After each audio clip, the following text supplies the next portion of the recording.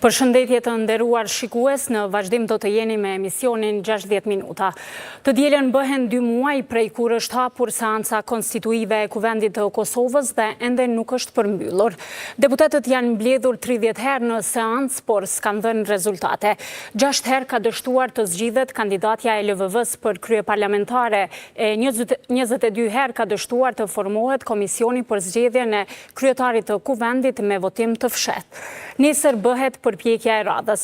Për këtë blokad për idenë që LDK-ja e elaboroi sot për formimin e një qeverie të tranzicionit dhe për kërkesën e AAK-s që sot e një muaj qëndron kushtetuese, do të flasim pas pak me njohësin e çështjeve politike Artan Muhaxhiri, por si fillim ndjekim lajmet kryesore të ditës. 4 zyrtarë të Ministrisë së Infrastrukturës ndalohen për keqpërdorim të detyrës zyrtare. Aksioni që u zhvillua ka të bëjë me licencimin e autoshkollave.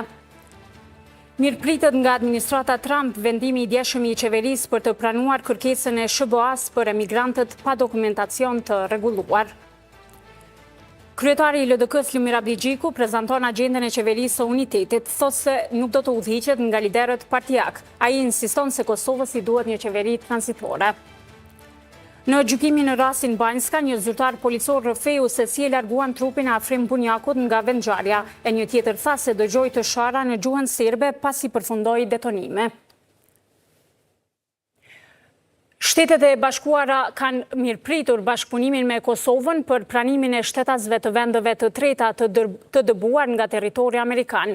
Një zëdhënës i Departamentit Amerikan të Shtetit tha për Relin se SBA-ja i është mirënjohëse partnerit tonë Kosovës për pranimin e shtetasve të vendeve të treta të dëbuar nga Shtetet e Bashkuara.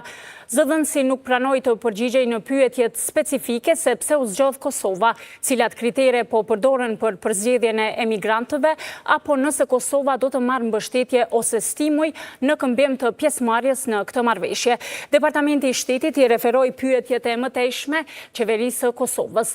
Qeveria në detyrë e Kosovës njoftoi të mërkurën se ka vendosur të ofrojë mbrojtje të përkohshme për 50 persona nga shtetet e treta në kuadër të bashkëpunimit me Shtetet e Bashkuara.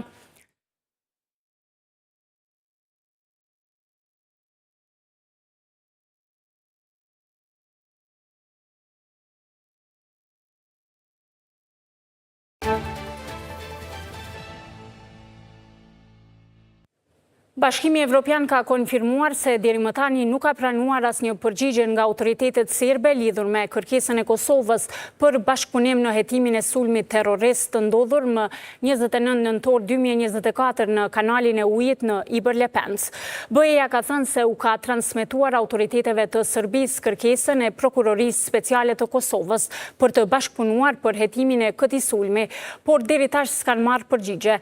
Përfaqësuesi i posaçëm i Bashkimit Evropian për Kosovë në janar ndërmjetësoi transmetimin e një kërkese për ndihmë të ndërsjellë juridike nga Prokuroria Speciale e Kosovës tek autoritetet e Serbisë lidhur me sulmin në kanalin Iber Lepens.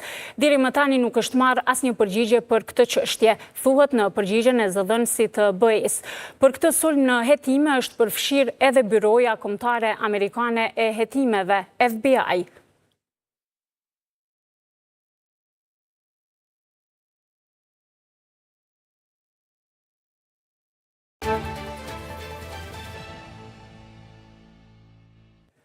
Planin qeverisës të qeverisë disa mujore, e cila do të përbëhej nga të gjitha partitë politike, e ka propozuar kryetari i LDK-s Lumir Abdigjiku.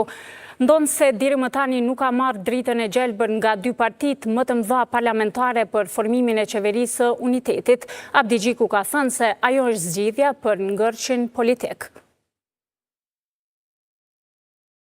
Me thirrjen për bashkim, kryetari i Lidhjes Demokratike të Kosovës, Lumir Abdigjiku, ka prezantuar agjendën 15 pikëshe të qeverisë së unitetit kombëtar.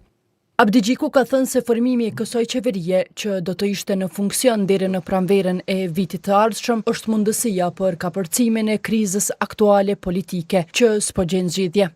Kreu i LDK-s tha se qeveria e unitetit duhet drejtuar nga një figurë unifikuese, derisa përjashtoi veten nga pozita e të parit të ekzekutivit.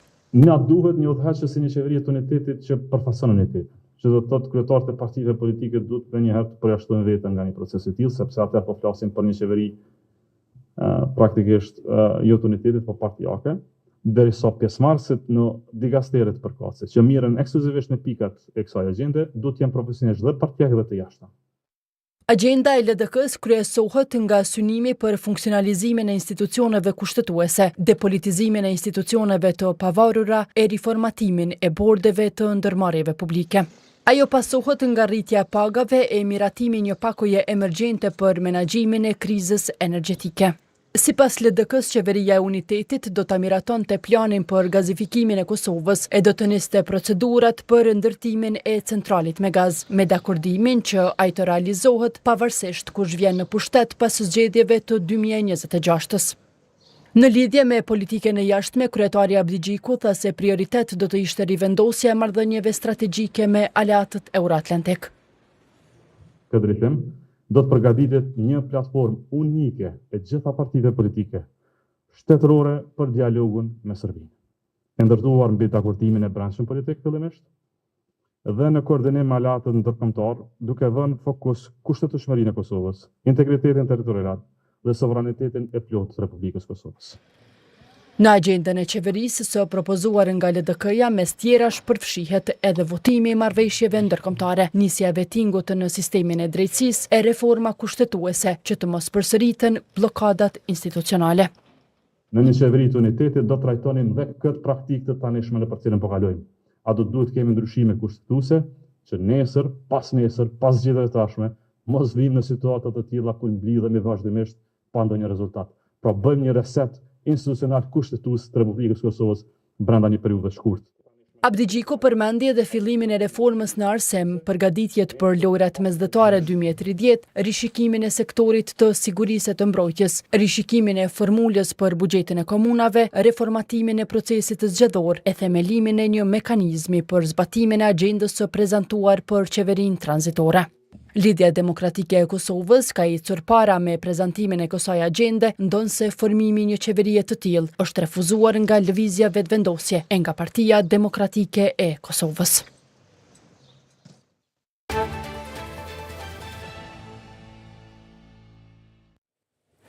4 zyrtarë të Ministrisë së Mjedisit, Planifikimit Hapësinor dhe Infrastrukturës janë arrestuar pas një aksioni që është zhvilluar në këtë dikaster.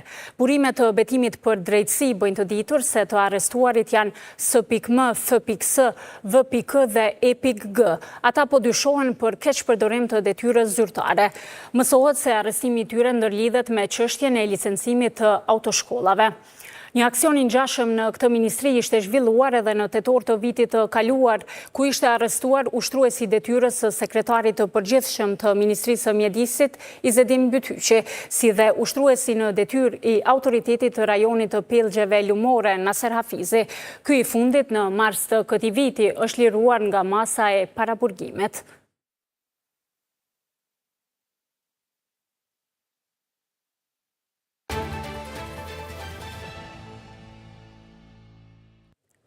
Zyrtari policor Elez Peci derisa dëshmoi para gjykatës për ngjarjen e 24 shtatorit 2023 në Banjsk të Zveçanit, ku mbeti i vrarë rreshteri Afrim Bunjaku, tha se ky sulm ishte tipik ushtarak dhe i financuar direkt nga Serbia. Ai tregoi se kishin larguar trupin e rreshterit nga vendi ku po sulmoheshin pandalur e ku kishte shpërthime të fuqishme. Nuk jam ballafaquar asnjëherë në jetën time me këso sulmi dhe i financuar shumë mirë, sepse armatimi që ka qenë nuk mundet të blihet në treg, pra është financuar direkt prej Serbisë, tha dëshmitari. E në sesionin e pasdites është dëgjuar në cilësi të dëshmitarit edhe zyrtari policor Avni Shala, i cili tha që pas detonimit ka pasur gjuajtje rafal të armëve të kalibrave të ndryshëm dhe se ka dëgjuar disa sharje në gjuhën serbe. Shala deklaroi se në ditën kritike kishte qenë në stacionin policor në Zveçan, ku rreth orës 2 kishte marrë informacione nga kolegët e vijës kufitare se në urën në fshatin Banjsk ishte vendosur një barrikadë.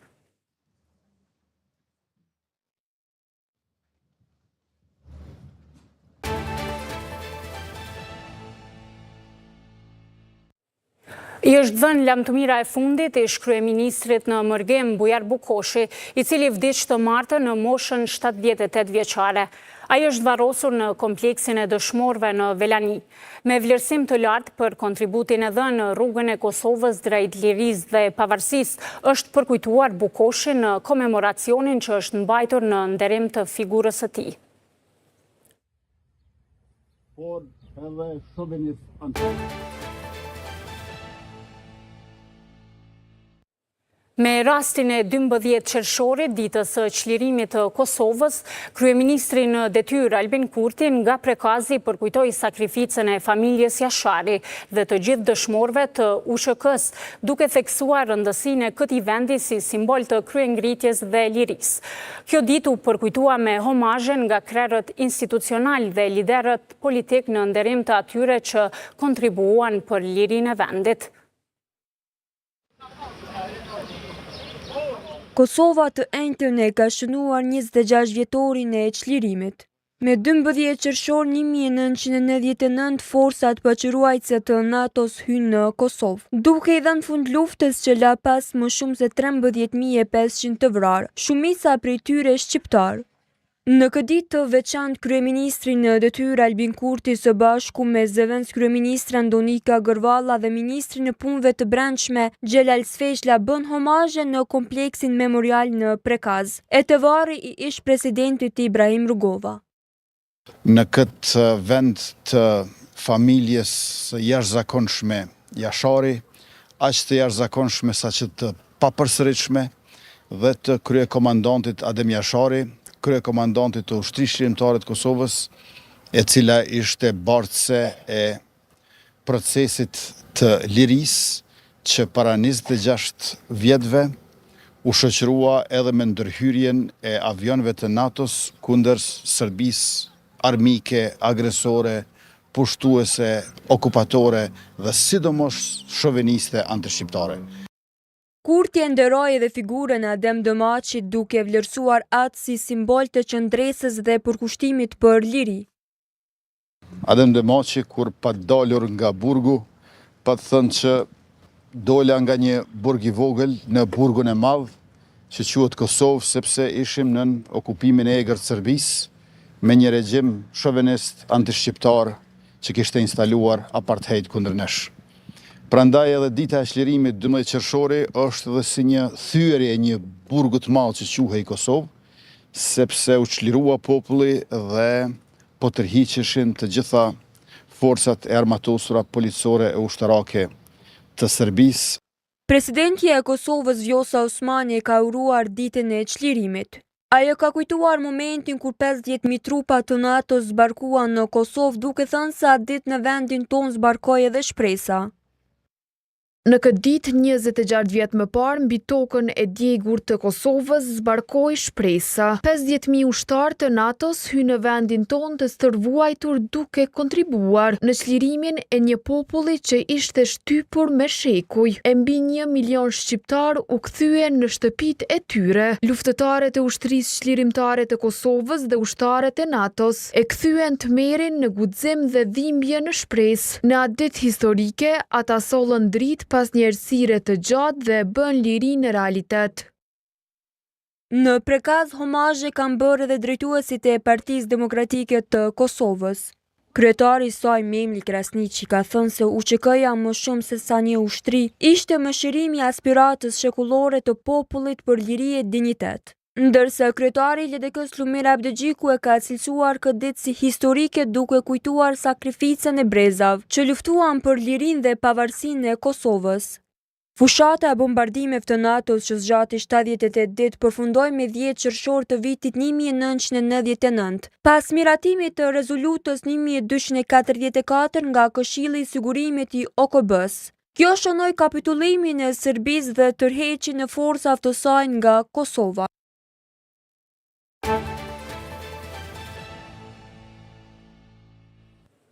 Në vijim do t'ju sjellim lajmin kryesor nga bota që flet për rrëzimin e aeroplanit në Indi.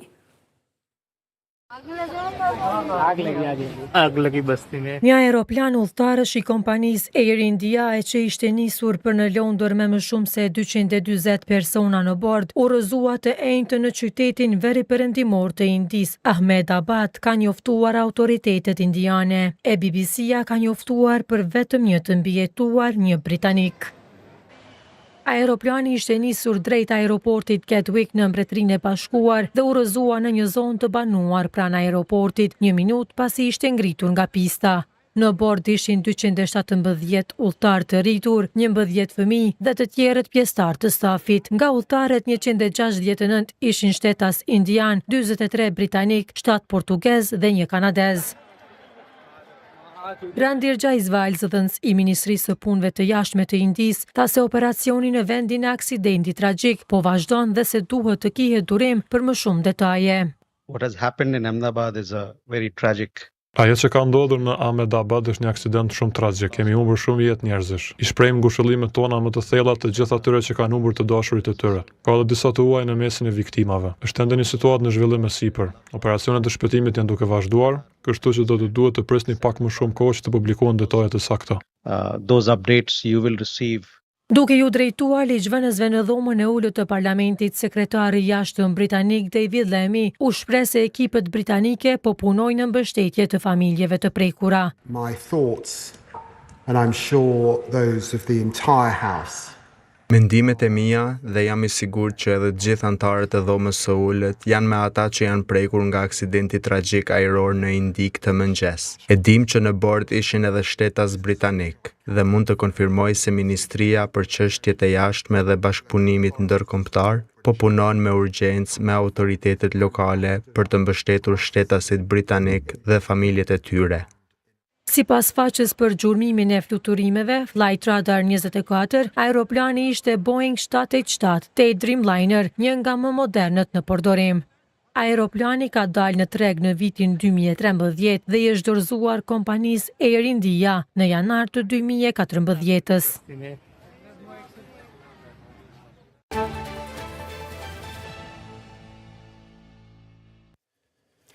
Siç paralajmërova më